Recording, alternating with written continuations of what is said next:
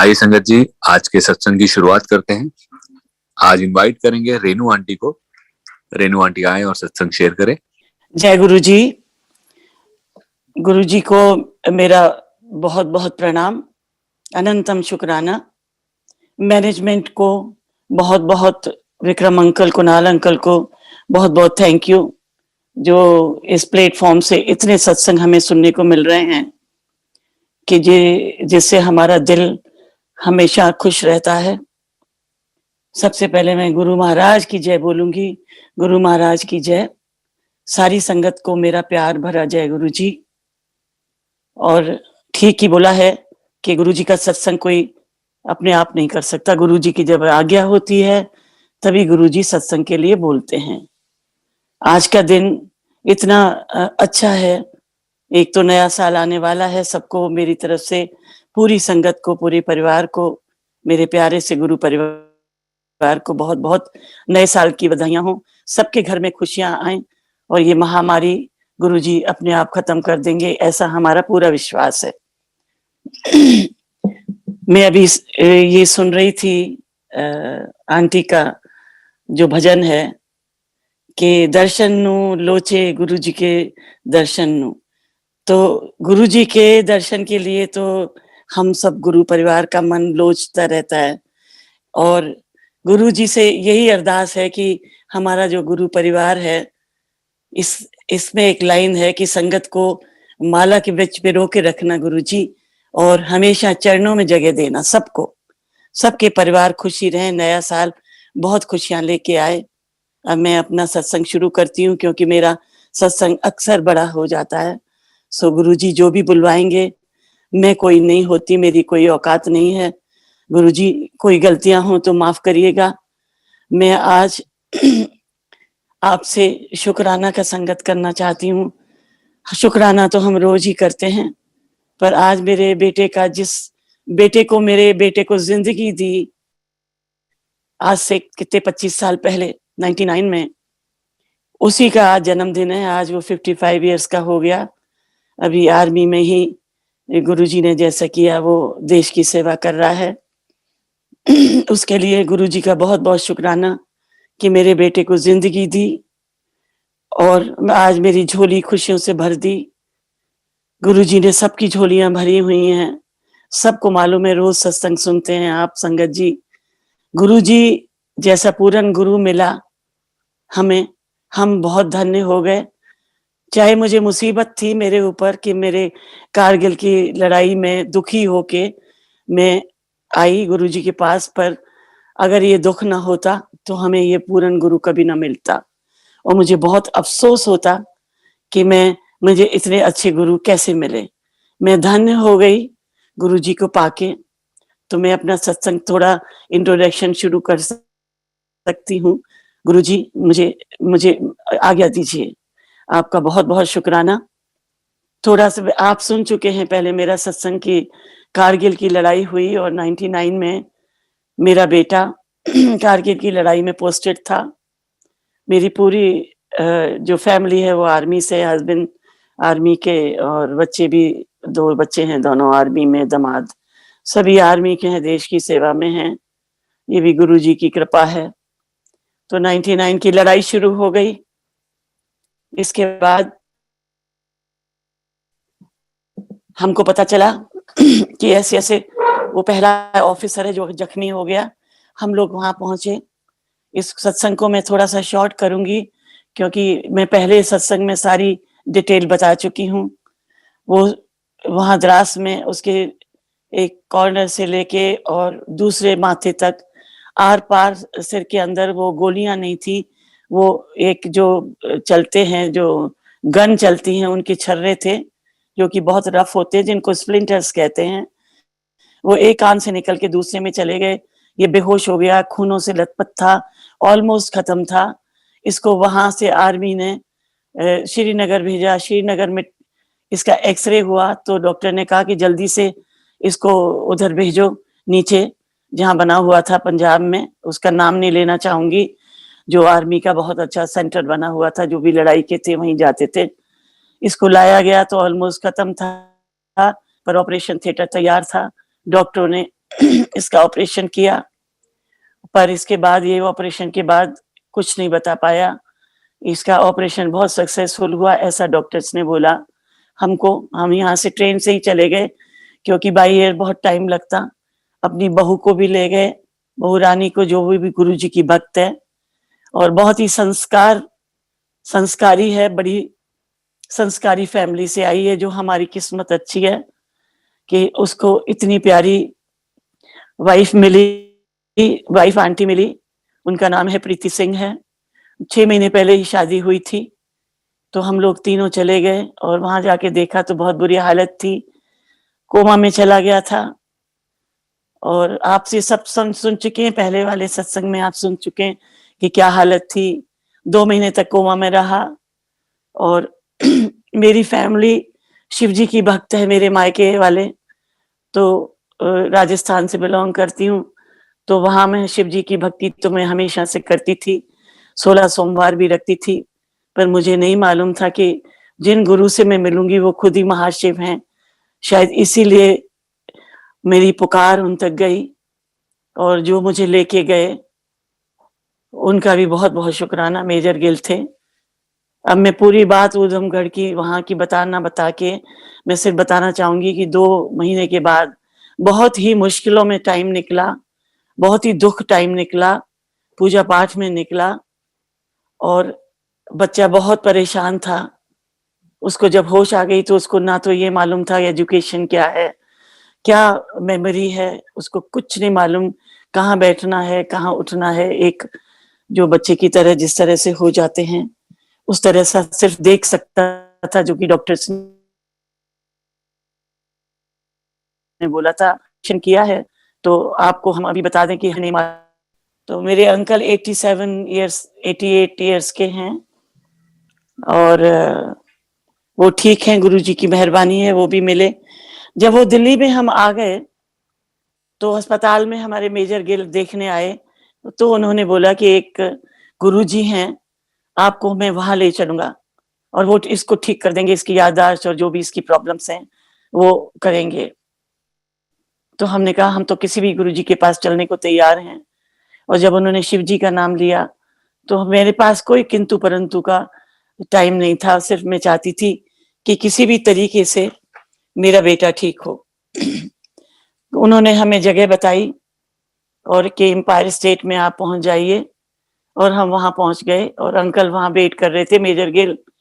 हम दोनों, मेरे हस्बैंड कर्नल नरेंद्र सिंह और मैं, दोनों वहां गए और गाड़ी बाहर खड़ी की। उन दिनों में संगत जी इतना जंगल होता था वहां एम्पायर स्टेट में, कोई ये मार्केट नहीं था, अंधेरा होता था। एम्पायर स्टेट का वही बोर्ड इस तरह से था। गाड़ी बाहर खड़ी करी और हम लोग चले गए, पैदल गए। और जब वहां एम्पायर स्टेट के मंदिर पहुंचे, बड़े छोटे मंदिर, तो इतनी खूबसूरत खुशबू आ रही थी कि ऐसे लग रहा था कि हम जन्नत में आ गए हैं, स्वर्ग में आ गए हैं, जैसे खुशबू हमारे शरीर में जा रही है। तो जैसे सोचते हैं कि गुरु लोग हैं, तो गुरु से हमने कभी कोई गुरु नहीं बनाया। हमारे तो गुरु शिव जी ही थे, हमेशा से उन्हीं की पूजा करते थे, या माता रानी की करते थे, या साईं बाबा की, पर इष्ट देवता हमारे शिव जी ही रहे। तो हमें वो अंकल लेके गए और हम अंदर गए तो हमने जैसा जैसा अंकल ने बताया कि गुरुजी बात नहीं करते हैं, आपने जैसा मैं करूंगा वैसे आप आइए। तो मैं अंदर गई तो मैंने देखा कि इतनी खुशबू, इतनी गुरबानी चल रही थी और सब लोग लाइन में खड़े होके गुरुजी को माथा टेक रहे थे। और गुरुजी बड़े सिंहासन पे, ऐसे जैसे कोई दिव्य शक्ति जो रियल में गॉड है उस तरह की थी, जिनको कि देखते हुए नहीं बनता था। ऐसे रोशनी आ रही थी जैसे कि जाने कितने सूरज और कितने चांद उस एम्पायर स्टेट के मंदिर में, छोटे से मंदिर में विराजमान हो गए हैं। हमें समझ में नहीं आया कि हम कहाँ आ गए। और हमने भी वही किया। और गिल अंकल ने गुरुजी के पास खड़े होके सारी बातें बताई कि कारगिल की कारगिल में इसके हेड इंजरी हुई है और ये 2 महीने से जो भी है उन्होंने बताया। तो गुरुजी ने ही बुलाया था, क्योंकि गुरुजी से वो 1 दिन पहले परमिशन लेके आए थे कि ऐसे ऐसे एक आंटी अंकल हैं, आर्मी के, उनका बेटा बहुत घायल है और सब कुछ भूल चुका है, तो गुरुजी ने आज्ञा दी कि जरूर लाओ, लेके आओ, कल लेके आओ। तो हम गए, गुरुजी ने को माथा टेका, मेरे हस्बैंड ने गुरुजी के पैर पकड़ लिए, गुरुजी से कहा, गुरुजी हमारी आपके शरण में आए, हमारी रक्षा करिए। तो गुरुजी ने अंकल को बोला, तुम चिंता ना करो, तुम्हारा सब कुछ कल्याण होगा। इसके बाद मुझे नहीं मालूम कि अंकल से क्या बोला। फिर मैंने चरण छुए, मैंने दूर से नहीं छुए, मैंने पूरे पैर अपने सिर उनके पैरों में रख लिए, पकड़ लिए कि गुरुजी हम आपकी शरण में आए हैं, अब आप ही ने जो भी करना है आपने करना है। तो गुरुजी ने एक ही बात बोली कि चिंता ना करो आंटी, सब कुछ ठीक होगा, सब कुछ ठीक होगा, बिल्कुल चिंता मत करो। और फिर गुरुजी ने हमें बिठा दिया। इसके बाद वाणी चलती रही, गुरबानी, इतनी प्यारी गुरबानी, मुझे सब समझ में आती थी क्योंकि मैं पंजाब में रही थी, मेरे हस्बैंड पोस्टेड थे, तो मुझे गुरमुखी भी सीखनी पड़ी थी। ऐसे लगा जैसे कि क्या क्या हो रहा है, मतलब मैं उसका बखान तो कर ही नहीं सकती। आपने कितनी संगत सत्संग सुने होंगे कि गुरुजी देखते थे, बड़े मुस्कुराते थे, तो हमें बहुत अच्छा लगा, ऐसा लगता था हमें ही देख रहे हैं। और बस हाथ जोड़ के मैं बैठी रही, और मुझे नहीं मालूम है कि मेरे आंखों से वो जो आंसू की झड़ी निकली है, तो मेरी पूरे कपड़े नीचे तक, शर्ट कुर्ता पूरा भीग गया और आंसू की झड़ियां बंद नहीं हो रही थी। गुरुजी बार बार देख रहे थे, मैं भी गुरुजी को देख रही थी। ऐसे लगा कि अब मेरी सारी दुनिया, जो दुख है मेरे, सारे दूर हो गए। मैं भूल गई कि मेरा बेटा इतना परेशान है और इतना दुखी है। ऐसे करके फिर मैंने, गुरुजी ने प्रसाद दिया, छोटे हाथों से प्रसाद दिया, और हमारा हाथ पूरा भर गया। और वहां की पुरानी संगत थी, जो जन कपूर अंकल थे, जोशी अंकल, उन्होंने बोला कि इसको बाहर ले जाके खाना है और इसको छोड़ना नहीं, पूरा खाना है। जैसा उन्होंने बताया, हमको आज्ञा दी, हम बाहर गए, हमने वो खाया, प्रसाद ग्रहण किया। गुरुजी का लड्डू था बहुत बड़ा। और फिर हाथ धो के हम अंदर आ गए, चाय प्रसाद मिला। थोड़ी देर में हम वाणी सुनते रहे, गुरुजी को निहारते रहे। ऐसा लगता था बस सारे दुख तकलीफ दूर हो गए, कुछ भी नहीं सूझा, और ना ही वो चीज बखान कर सकते हैं गुरुजी की। इसके बाद लंगर आया, जल्दी से लोगों ने वो बीच में चटाई लगाई और 4 लोगों का लंगर एक साथ किया। तो हमें नहीं मालूम था, उन्होंने बताया कि 2-2 रोटी हैं और आपने ये पूरा लंगर खत्म करना है। तो हमने वही किया जो हमको बताया गया। हमें नहीं मालूम कि हम किसके साथ लंगर कर रहे हैं। अब मैं बीच में एक थोड़ी सी बात कहना चाहूंगी बिफोर आई फॉरगेट, कि गुरुजी ने जो ये परिवार बनाया ना, जो बना के हमारे को दे के गए, जो मोती की तरह पिरो के रखा हुआ है, वो हमारे परिवार से ज्यादा है। बोलते थे, गुरुजी के वचन थे कि एक दिन ऐसा परिवार बना के जाऊंगा कि तुम अपने परिवार को भूल जाओगे और यही तुम्हारा परिवार होगा। ये संगत इतनी बढ़ जाएगी कि लाइनें लगेंगी बड़े मंदिर में और दर्शन दुर्लभ हो जाएंगे। तो हम उस वक्त ये समझ नहीं पाते थे कि ये गुरुजी क्यों बोलते हैं ऐसा, कि मेरे बाद, मैंने कहा शायद चंडीगढ़ जाते हों, जलंधर। इस तरह हम चलते रहे और गुरुजी ने हमें, जो पहला दिन था उस दिन गुरुजी ने सब आज्ञा लेके जा रहे थे।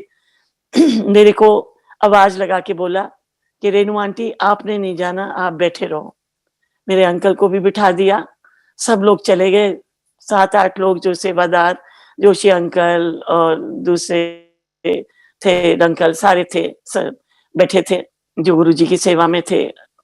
तो हमें बिठाया, फिर इशारे से बुलाया कि रेनू आंटी, अंकल आप आओ, कल एक काम करना कि पुत्र को ला सकते हो। मैंने कहा हाँ जी, पुत्र को ला सकते हैं, अस्पताल में है। तो कहते नहीं, उसको लेके आओ किसी तरह। तो हमने कहा ठीक है। हमने आर्मी से परमिशन ली, गुरुजी से आज्ञा लेके चले गए। हम बहुत खुश थे। हमने जाके सुबह अस्पताल में आज्ञा, गुरुजी की आज्ञा के अनुसार आर्मी अस्पताल के कमांडेंट से बोला कि इसको भेज सकते हैं एक दिन के लिए। तो उन्होंने जो पास कर देते हैं कि रात को हम लेके, उसको सुबह लेके आ गए रात को हम उसको लेके गए गुरुजी के मंदिर में। हम पकड़-पकड़ के लेके जाते थे क्योंकि उसको दिक्कत होती थी कि सीढ़ियाँ कैसे उतरनी है या चढ़नी है, अभी उसको इतना ज्ञान नहीं था उसकी चोट की वजह से।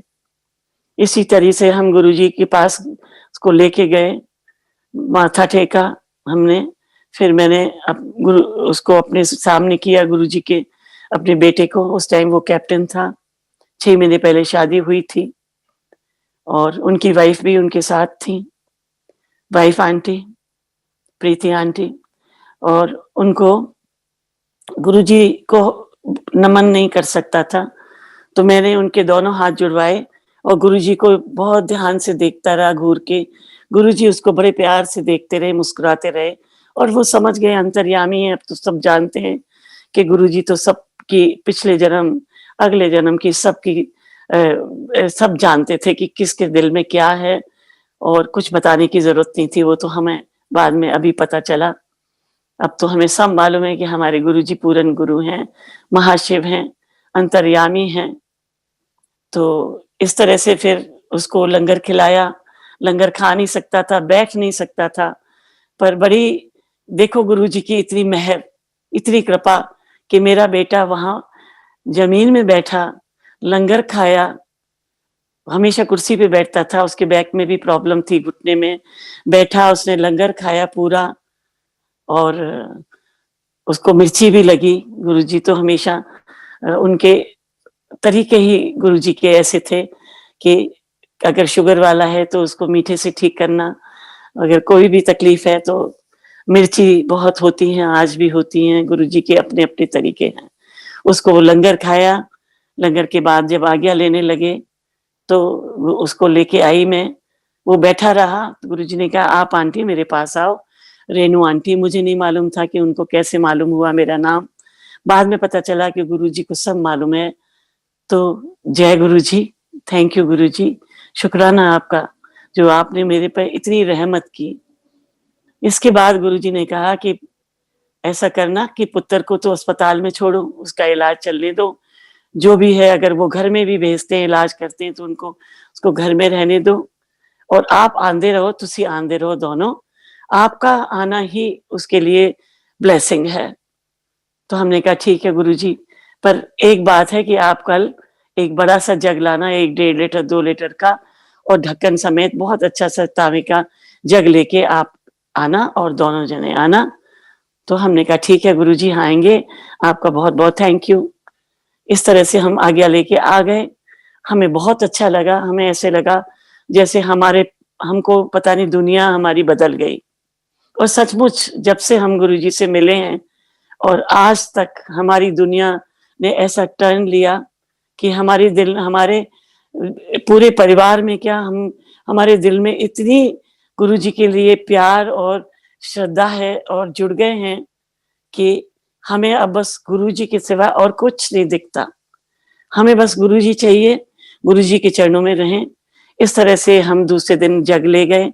गुरुजी ने इसी तरह से हमने वही रूटीन था कि लंगर प्रसाद किया, गुरुजी ने प्रसाद दिया, बड़े प्यार से गुरबानी सुनी। इसके बाद गुरुजी की आज्ञा ली तो गुरुजी ने कहा रेनू आंटी आ जाओ, आपने वो जग लाई हो, पंजाबी में बोलते थे। तो मैंने कहा हाँ जी गुरुजी लाई हूँ। गुरुजी ने उसको खोला, खुश हुए कि बहुत अच्छा जग था, चंगा। और इसके बाद उन्होंने ढक्कन खोला, कुछ जल अपना पिया, उसके अंदर कुछ डाला अपना जल अमृत बना के और उसको बंद कर दिया। कहते इनू खोली ना, सारी रात ऐसे रखना और रोज रात को इसको साफ करके इसमें जल भरना है, सुबह पुत्र नु देना है और बाकी से इसको नहलाना है। और वो जग आज भी जिस दिन से गुरुजी ने वो ब्लेस करके दिया, उस जल को पीते पहले दिन ही पीने में उसकी याददाश्त में फर्क, हर चीज में फर्क, उसकी इंजरी जो हेड इंजरी में फर्क, उसके ब्रेन में जो डैमेज था उसके अंदर गुरुजी की ब्लेसिंग इतनी गई वो अमृत से। और गुरुजी ने कल्याण तो पहले ही बोल दिया था कि तुम्हारा पुत्र ठीक हो जाएगा, मैंने तुम्हें कल्याण किया। हमारे लिए यही बहुत था, हमें पूरा विश्वास मुझे था। मैंने कभी गुरुजी को ये नहीं बोला कि गुरुजी मेरा बेटा कब ठीक होगा। हम तो गुरुजी के पास जाते रहे, लंगर खाते रहे। फिर गुरुजी ने एक दिन बोला कि आंटी आप रुको, मैं आपको एक जगह एक कार्ड दूंगा। तो उन्होंने एक शादी का कार्ड दिया, उससे पहले भी ले गए थे। फिर वो कार्ड दिया, लिखा, उसमें लिखा रेनू आंटी एंड फैमिली। वो मेरे पास बिल्कुल नया की नया कार्ड है। वो शादी का कार्ड था और जहां तक मुझे अच्छी तरह से याद है, वो सूद अंकल की बेटी का, दिव्या आंटी का शादी का कार्ड था। पर मुझे उसमें शादी का कुछ नहीं लिखा था, सिर्फ यही लिखा था कि गुरुजी ब्लेसिंग देने वहां बुला रहे हैं। तो हम आ गए और बहुत खुशी से घर पहुंचे और मैं याद करती रही, रोज आती थी और मैं ये सोचती थी कि कब वो दिन आएगा जब गुरुजी हमें उस दिन बुलाएंगे। और उस दिन आ गया और हम गुरुजी के वहां पहुंचे। गुरुजी पहले ही वहां अरेंजमेंट हो चुके थे, हम थोड़ी देर से हो गए क्योंकि अंकल बहुत जिद कर रहे थे कि मैं पैंट शर्ट नहीं पहनूंगा। गुरुजी ने कोई फार्म हाउस पे बुलाया है तो मैं कुर्ते पजामे में जाऊंगा। और ये भी गुरुजी की ही वो थी इच्छा, बाद में हमको पता चला, वो हम आपको बताऊंगी। तो गुरुजी ने ही उनको कुर्ते पजामे में और अपनी वो चप्पल जो होती है रबड़ की चप्पल में कि नहीं मैं बहुत कंफर्टेबल हूँ। तो वहां पहुंच गए, ये कार पार्किंग में चले गए। मैंने देखा कि गुरुजी की बहुत सुंदर ही हट लगी हुई है। मैं दौड़ के गई गुरुजी के पास और गुरुजी के चरण छुए। गुरुजी इतने खुश हुए, दूर से ही उन्होंने मुझे बोला कि देखो रेनू आंटी आ गई, अशोका होटल की मालिका है। मैंने कहा नहीं गुरुजी, मैं तो वहां नौकरी करती हूँ, आप मजाक कर रहे हैं। तो कहते नहीं नहीं, मालिका का मतलब ये है कि तुमने बहुत अच्छा काम करती हो, बहुत मेहनत करती हो, तो तुमने पूरा अच्छा तरह से संभाल रखा है। उन दिनों मैं अशोक होटल के, पहले अशोक होटल में काम करती थी, फिर मैं प्रमोशन पे सम्राट होटल में मैनेजर होके आ गई थी। तो उन दिनों जब गुरुजी से मिली थी तो मैं अशोक होटल के पास में सम्राट होटल था, वहां की मैनेजर थी। तो गुरुजी ने मेरे सब कुछ बता दिया। मुझे उस वक्त नहीं मालूम था कि गुरुजी महाशिव हैं और उनको सब मालूम है। मैंने कहा गुरुजी को सब बताते पता होगा, सब जानते हैं अशोका होटल के लोगों को भी। तो गुरुजी ने मेरी बड़ी तारीफ की। कहते अंकल नहीं आया, कर्नल अंकल। मैंने कहा गुरुजी बहुत भीड़ थी तो पार्किंग में है। कहते अच्छा, आज मैंने उसको कुर्ते हुए पजामे में बुलाया, उन्होंने पंजाबी में बोले। मैंने कहा हाँ गुरुजी, बहुत जिद कर रहे थे।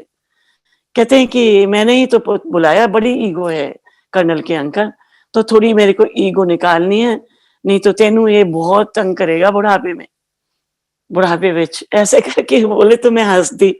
मैंने कहा गुरुजी तो आर्मी वाले हैं, तो इनको कुछ ईगो तो नहीं है। कहते नहीं नहीं, तेनू नहीं मालूम, ये ईगो है।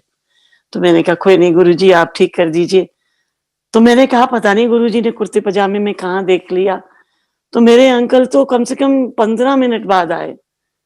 तो बाद में अब मुझे मालूम है कि अंतर्यामी उन्हें सब मालूम है। तो वो जब आए तो उन्होंने भी माथा टेका। गुरुजी ने उनको कुछ नहीं कहा कि तुम्हें ईगो है या क्या है। तो गुरुजी ने कहा आ जाओ कर्नल अंकल, कार पार्किंग हो गई, आ जाओ बैठो। और हमें बिठा लिया, हम चरणों में बैठे थे। कोई कोई लोग आ रहे थे, उनके बाकी लोग सबके, किस कोई खाना खा रहा था, कोई लंगर प्रसाद जो भी था, सारे बारात के थे लोग। हम लोग, मैं तो अच्छे सूट में हमेशा ही गुरुजी से मिलने से पहले ही रहती हूँ। और जब गुरुजी ने हमें बताया कि चंगे कपड़े पहन के पाया करो तो हम और भी अच्छे बन के जाते थे। सभी आते थे अच्छे अच्छे कपड़े पहन के।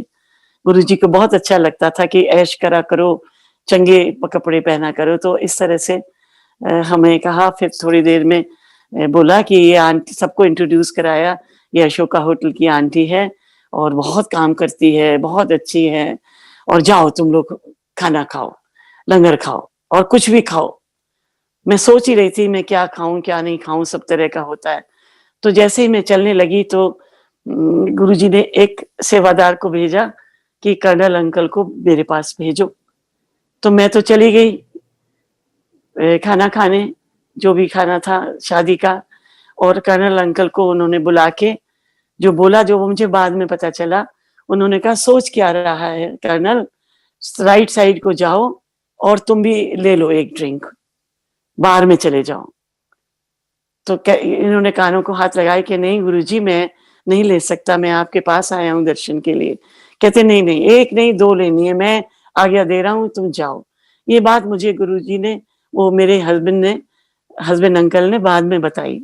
तो गुरुजी देखो कितना ख्याल रखते थे। ये बड़बड़ाते हुए आ रहे थे रास्ते में कि गुरुजी ना तभी बुलाते हैं जब मेरे ड्रिंक का टाइम होता है।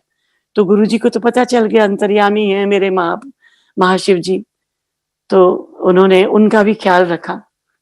मैंने अपना वेजिटेरियन खाना खाया क्योंकि मुझे मालूम था कि आज मैंने गुरुजी की चरण सेवा करनी है, तो मैं ऐसा कुछ नहीं खाऊंगी। मैं वेजिटेरियन खाना खाया और जब मैं गुरुजी के पास आ गई जल्दी से, मैं टाइम वेस्ट नहीं करना चाहती थी कि मैं गुरुजी के चरणों में बैठूं।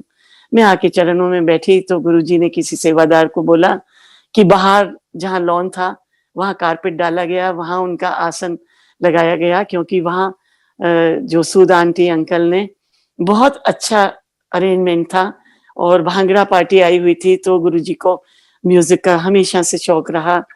टप्पे वगैरह हुए, एक एक पार्टी डांस करती रही।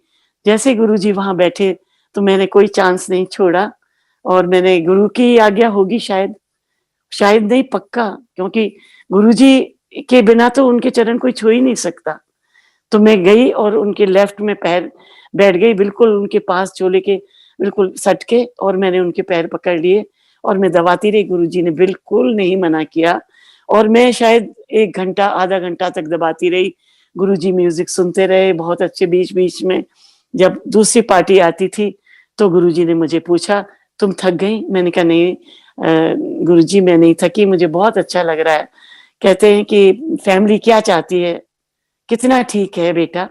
मैंने कहा गुरुजी वो तो ऑलमोस्ट ठीक है, आपके जो अमृत देते हैं वो पीता है और ठीक है। वो भी मैंने नहीं कहा गुरुजी से, गुरुजी ने मुझे पूछा। मैंने कभी उनसे नहीं कहा कि कब ठीक होगा। उन्होंने कहा कि फैमिली क्या चाहती है? मैंने कहा गुरुजी फैमिली तो चाहती है कि वो नौकरी करे, पर मुझे नहीं मालूम है, वो तो आप की ब्लेसिंग है कि ठीक हो रहा है। कहते मैंने कल्याण किया, वो नौकरी करेगा। तो मैं बड़ी खुश हो गई। मैंने कहा गुरुजी कब?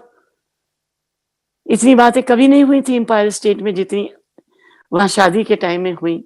गुरुजी कहते चिंता ना करो। मैंने कल्याण कितना रेणु आंटी, वो 1 तारीख को 2000 की जनवरी की 1 तारीख को ज्वाइन कर लेगा। मैंने कहा गुरुजी ज्वाइन करेगा? अभी तो उसको इलाज चल रहा है, अभी तो काफी ठीक नहीं हुआ, मतलब ठीक हो रहा है। कहते नहीं, वो 1 तारीख को ही ज्वाइन करेगा और रिटायर तक नौकरी करेगा। थोड़ी देर में बोले चिंता ना कर आंटी, 2 मुंडे भी दिते। तो मैंने कहा पता नहीं, ये मैं उतना सही समझी नहीं। बाद में मैंने जान कपूर अंकल से पूछा था कि उन्होंने ऐसा बोला है। कहते तुमको तो कल्याण किया, इसका मतलब है कि वो बिल्कुल ठीक हो जाएगा, वो रेजिमेंट ज्वाइन करेगा और उसको बच्चे होंगे, इसके बारे में बोला है गुरुजी ने, ब्लेस किया है। मैंने कहा जय गुरुजी, ये तो मेरे लिए बहुत किया। फिर इसके बाद हम जाते रहे गुरुजी के पास एम्पायर स्टेट। वही 31 तारीख आई, 31 दिसंबर आया और लेटर आ गया। गुरुजी की कृपा से, गुरुजी की रहमत से, गुरुजी की ब्लेसिंग से, मेरे महाशिव की ब्लेसिंग से लेटर आया आर्मी हेडक्वार्टर से कि he will join a unit. और दिल्ली में एक यूनिट थी, उसमें उसने ज्वाइन किया और उसको यूनिफॉर्म जल्दी से तैयार की। मेरे अंकल उसको छोड़ने जाते थे, जबकि दवाइयाँ खाता था तो उसको इतनी होश नहीं रहती थी, उसको वहां छोड़ देते थे, कभी कभी सो जाता था दवाइयों के असर से। इसके बाद अंकल दौलत कुआं क्लब में बैठे रहते थे।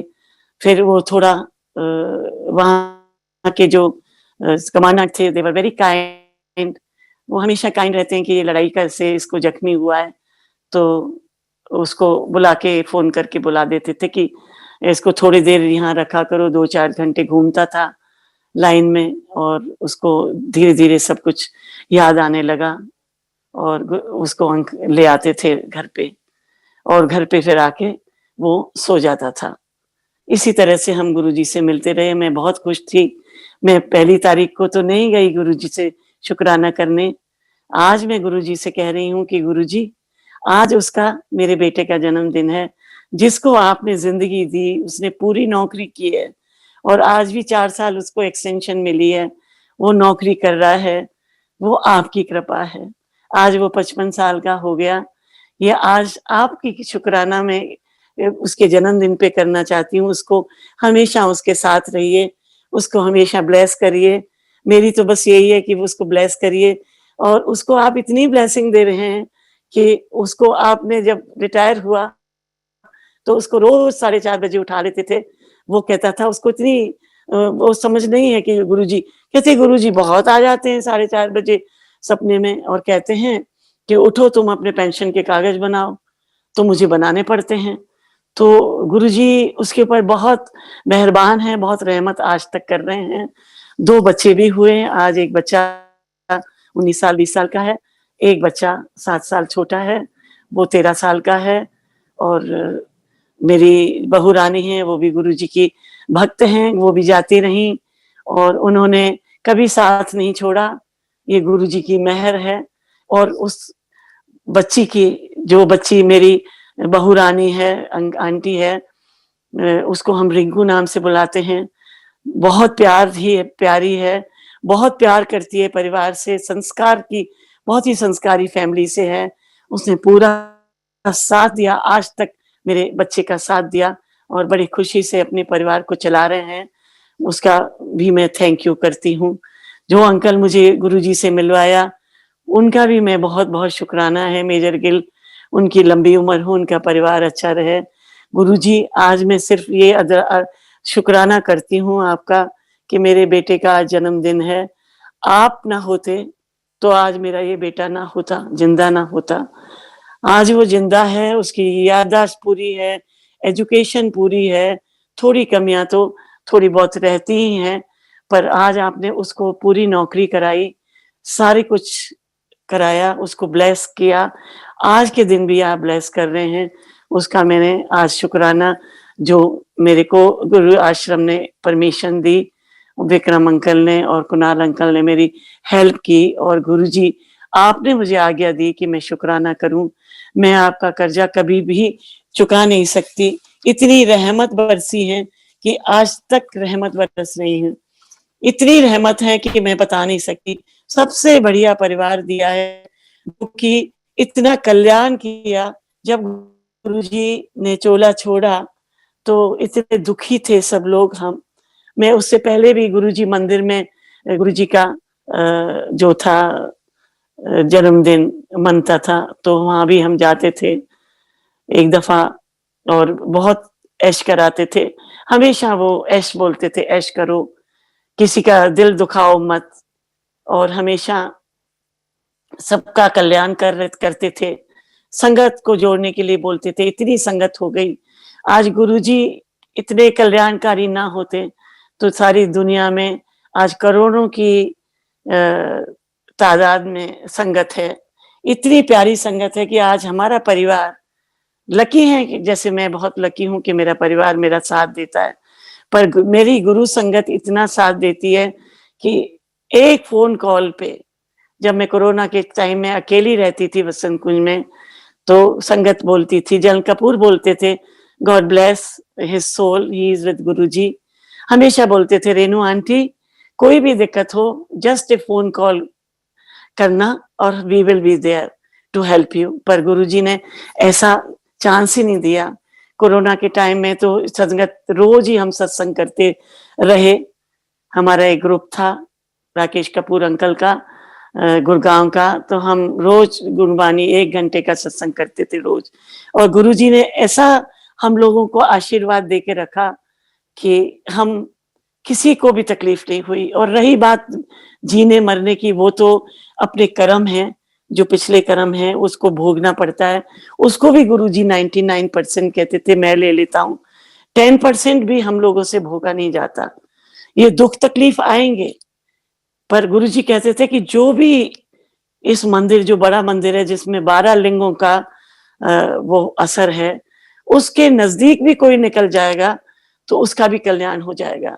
हम तरसते हैं, हम ये कहते हैं, ई पास के साथ भी हम गए तो ऐसे लगता है कि हमें सारी दुनिया की रहमत खुशियां मिल गई, हमें इससे ज्यादा नहीं चाहिए। उनका लंगर खा के सारी तकलीफें, कैंसर क्या, गुरुजी ने क्या क्या कल्याण किए, मैं सारी रात बताऊं तो मैं बता नहीं सकती, इतने सत्संग हैं।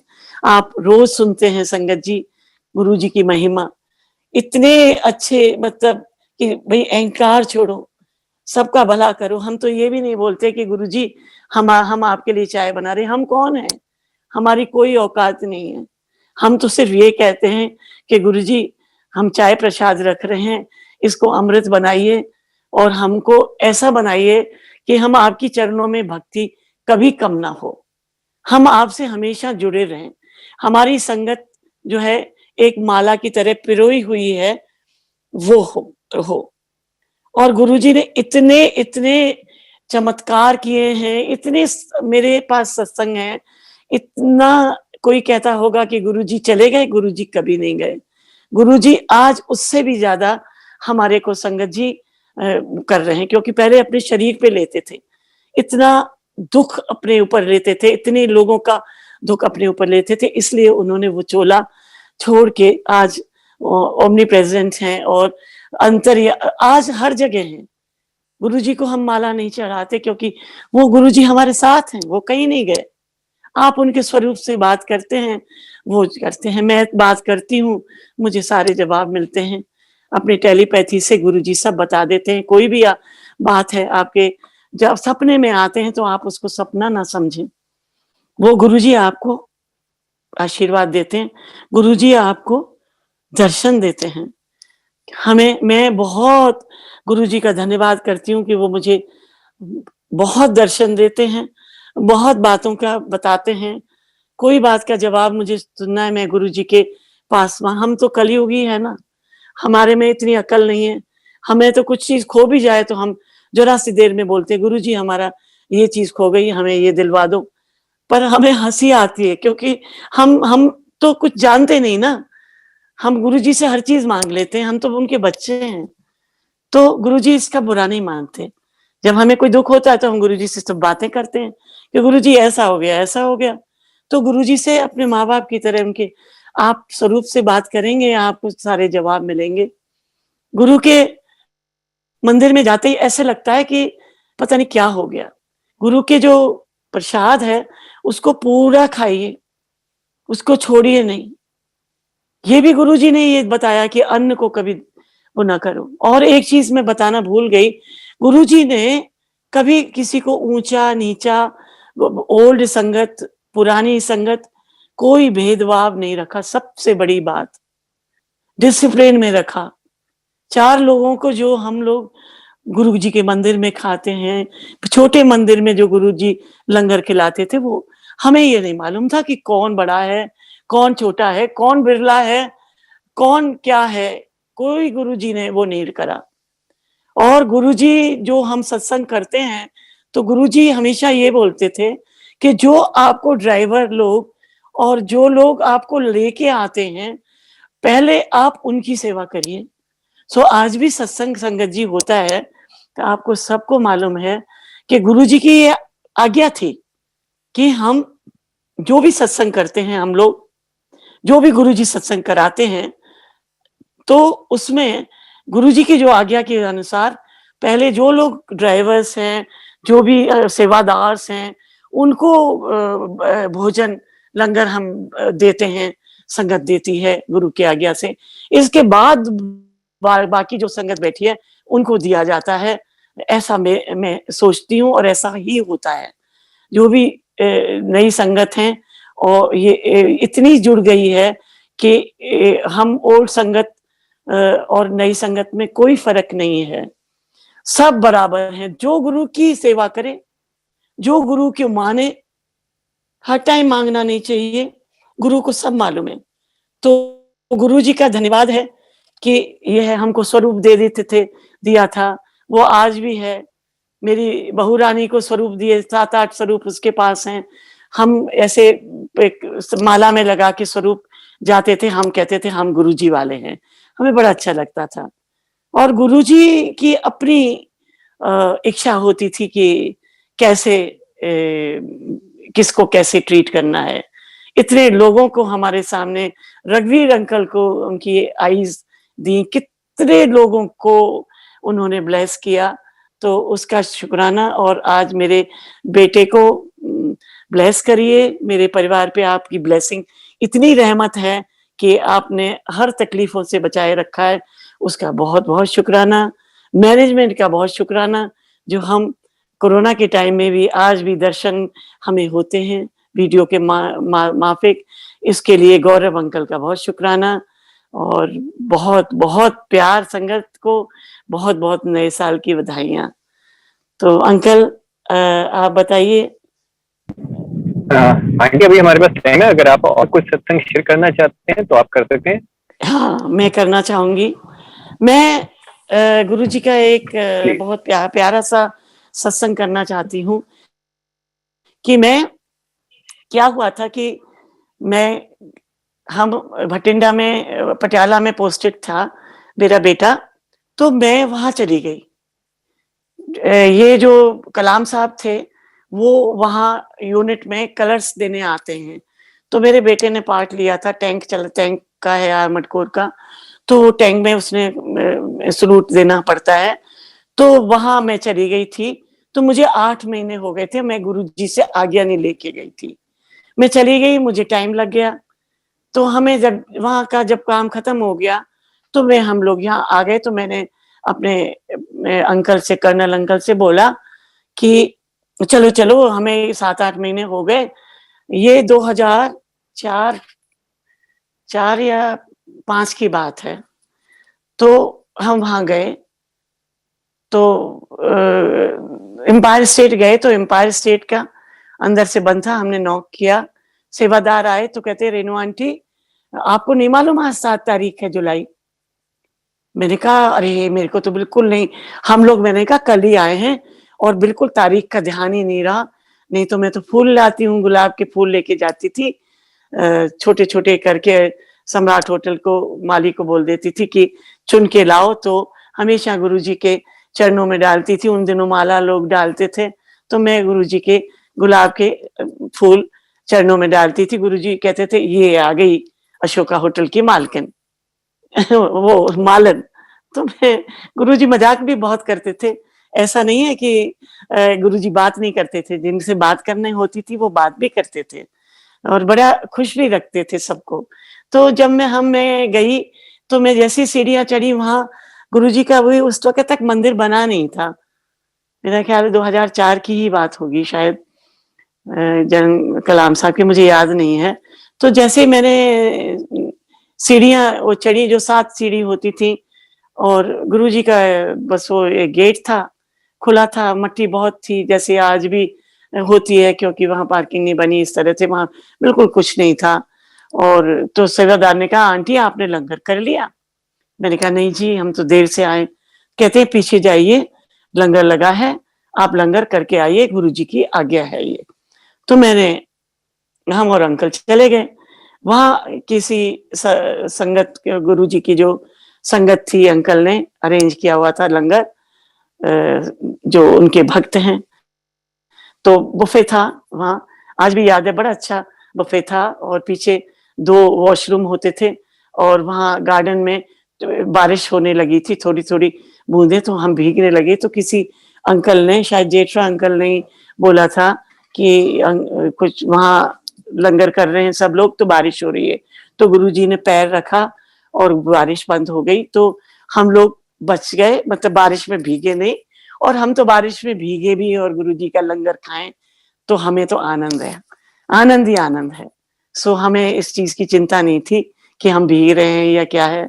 मैंने लंगर किया, अंकल ने लंगर किया, जल्दी जल्दी लंगर करके हाथ वॉश किए, और वहां गुरुजी के पास पहुंचे। जैसे ही अंकल पहुंचे, अंकल ने माथा टेका, अंकल को कुछ नहीं बोले, अंकल एक तरफ जाके बैठ गए।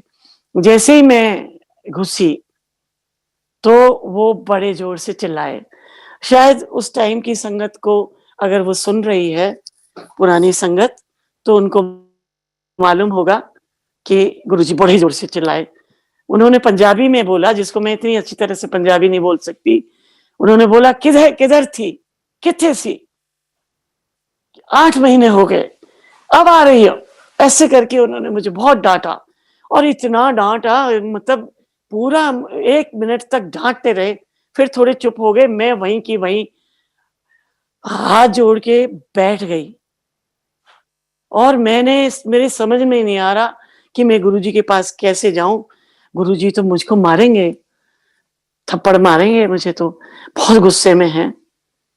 फिर मैंने धीरे से बोला, गुरुजी बीच में मेरा एक हाथ भी टूट गया था और मैं वहां गई थी, तो और उस वक्त वहां एक बेटे का फंक्शन था। मैं धीरे धीरे अपने बड़बड़ा रही हूँ। और देखो अंतर्यामी, उस वक्त नहीं मालूम था हमको कि वो महाशिव जी हैं, कि उन्हें सब सुनाई, गुरुजी को सब सुनाई दिया। गुरुजी के हाँ हाँ नूह से सेवा कराई, हाँ मेनू मालूम है, नूह से सेवा कराई। और सचमुच मेरी बहू ने सेवा की। मैं नहा नहीं सकती थी, मेरा हाथ टूट गया था, प्लास्टर में थी, तो वो मुझे नहलाती थी, मुझे कपड़े चेंज कराती थी। तो गुरुजी को सब मालूम था। वो आज मुझे वो बातें याद आती हैं। तो गुरुजी से बहुत गुस्से हुए, मैं बैठी रही। फिर गुरुजी मुझे देखते रहे घूर के। फिर मैं धीरे धीरे धीरे धीरे गई और माथा टेका। और मुझे बहुत बुरा लग रहा था कि कभी ऐसा नहीं हुआ कि जन्मदिन पे मैंने गुरुजी के लिए फूल न चरणों में चलाए। उस टाइम एक फूल भी मेरे हाथ में नहीं था, सिर्फ एक भावना थी और एक प्यार गुरुजी के लिए। तो मैंने गुरुजी के चरणों में माथा टेका। गुरुजी मुझसे बात नहीं की। मैं गुरुजी के पास बैठ गई। जैसे एक थोड़ी सी जगह थी, बहुत भीड़ थी, वो पूरा हॉल पूरा खचाखच भरा था। इसके बाद गुरुजी से मैंने कहा, गुरुजी मुझे माफ कर दो, गुरुजी प्लीज मुझे माफ कर दो। तो गुरुजी ने कुछ पंजाबी में ऐसा बोला कि उम्र है नहीं, उम्र है नहीं और इत्थे उथे घूमती रहती है, ऐसे कुछ बोला। मुझे समझ में नहीं आई कि ये मेरी उम्र के बारे में क्या कह रहे हैं। मेरा ख्याल है उनको मालूम था कि मेरी पत्री में लिखा है।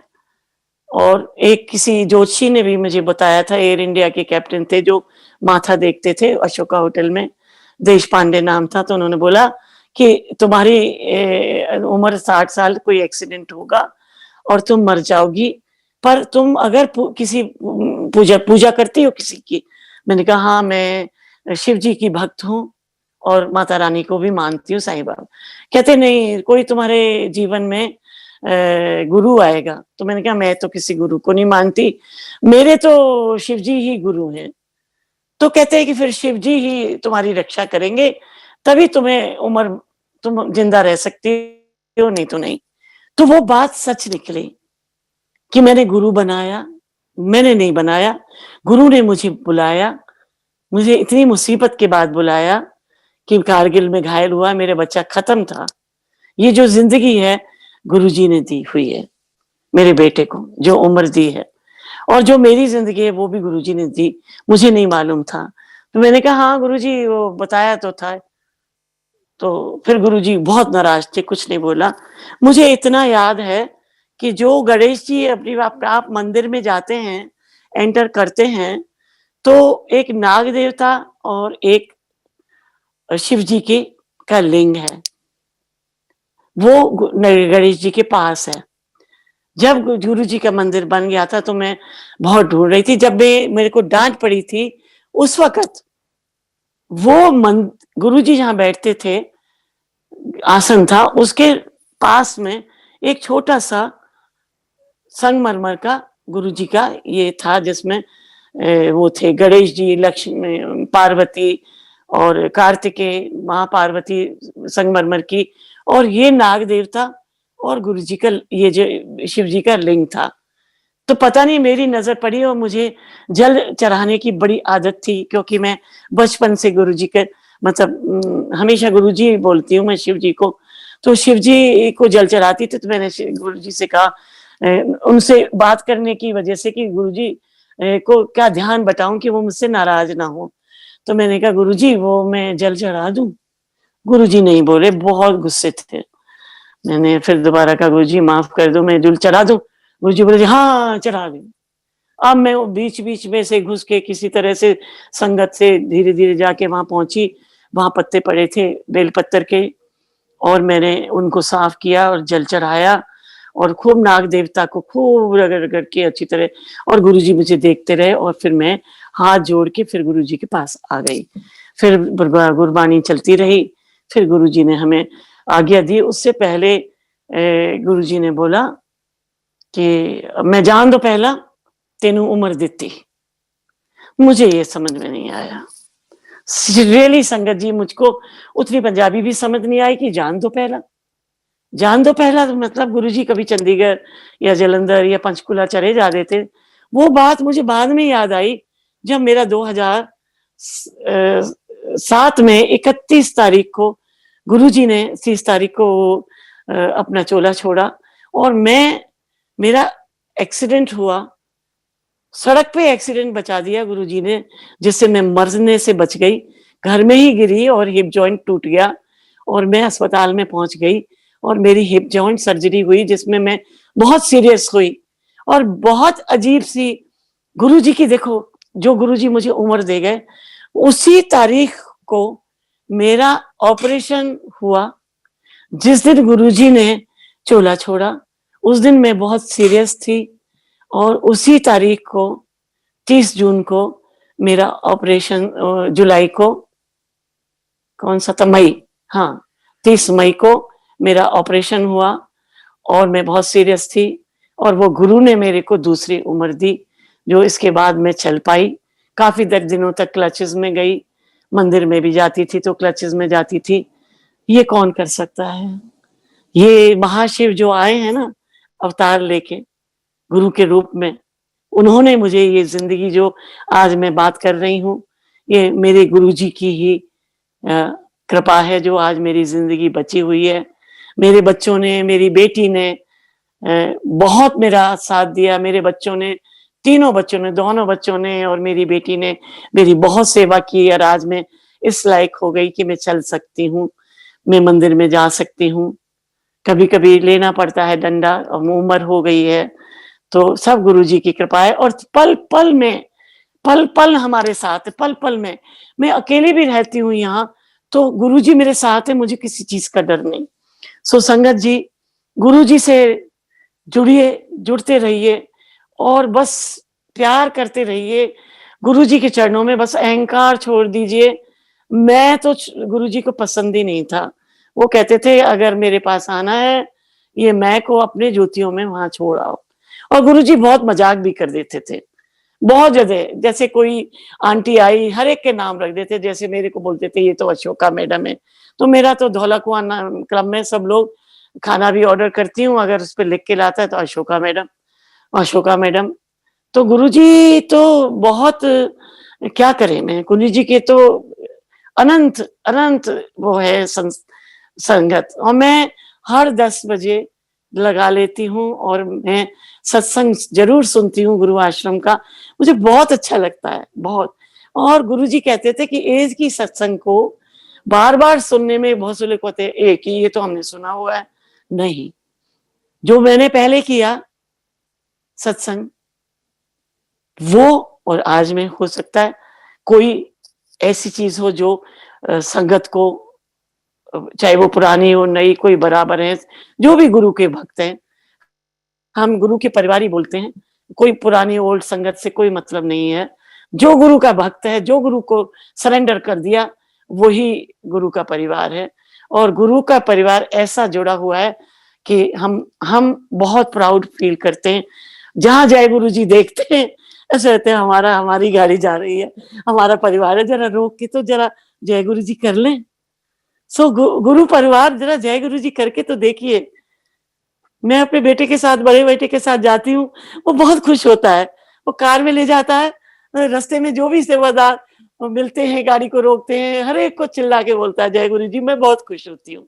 सो जिसको जितना जय गुरु जी बोलोगे उतना ही आपको मिलेगा। जितना सत्संग सुनेंगे, करने वाले का भी भला और सुनने वाले का भी भला।